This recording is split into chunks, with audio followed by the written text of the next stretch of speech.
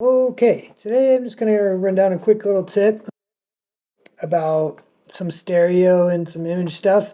So I have this little bass line and I'm just going to play this back, and then I want you to watch this. See how this has got a pretty good mono kind of field going on. I'm going to run this and then I'm going to turn on this little vinyl stereo rack, and I'm going to let you take a look, add a little bit more information just to get it more obvious. But I'm going to play it and then turn on the rack, look right here, and you can see what it's doing.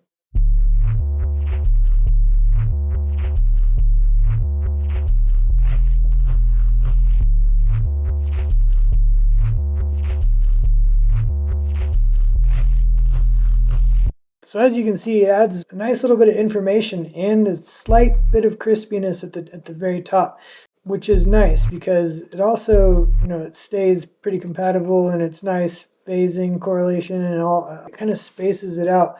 And what the vinyl stereo rack does, and what this is doing, is it simulates the stylus running through a groove on a record. So styluses, they're very small, and like grooves change size and space, and styluses can vary in sizes. So for example, if you have like a record and maybe you've been using the record for a while and then maybe your stylus is old, it won't pick up the stereo image as accurately. So essentially what it does is it gives it kind of a Haas effect, which is, in the vinyl world, it's considered a geometric distortion, I think it's called. Yeah, so it doesn't accurately replicate the stereo field, so it gives it kind of a bit of a spaced out bit of information that has like a really cool kind of presence in the mix when you throw it on like bass lines and synth and stuff.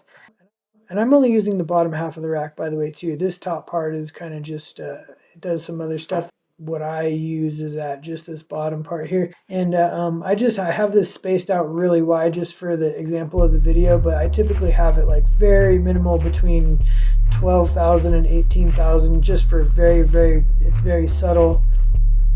But for the sake of the video, I'm going to space it out so you can hear more of it and visually see it. It's doing a lot more, and it adds a bit of crispiness to the top. And I just have this rack set like this so I can drop it on and enhance my basses, and which works really well with things that are already fairly harmonic, but maybe just needs to be opened up in the top end just a little bit. But the cool thing about this is if you take the drive down and tighten this up a little bit, I keep it at the top because it doesn't color too much of the sound. It just adds a slight bit of texture and crispiness to the top end. If you want the sound to stay in mono without getting too crazy, and I'll show you what it looks like when it kind of goes a little off. But you can take this and you can tune this frequency to add some character to a specific range in your sound.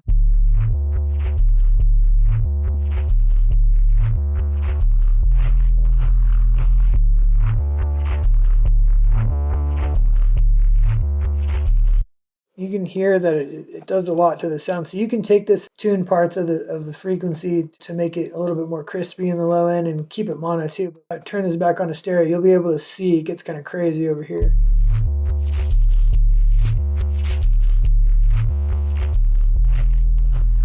The lower you get, the less phase coherence. You don't want to push a bunch of phasing issues into the low end anyways, so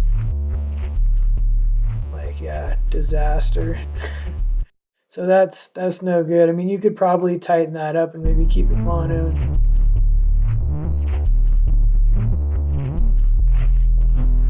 But yeah, when you're coming down anything below like 500 hertz in the stereo field, it's pretty risky. I mean, even if you keep it really tight, pretty all over the place.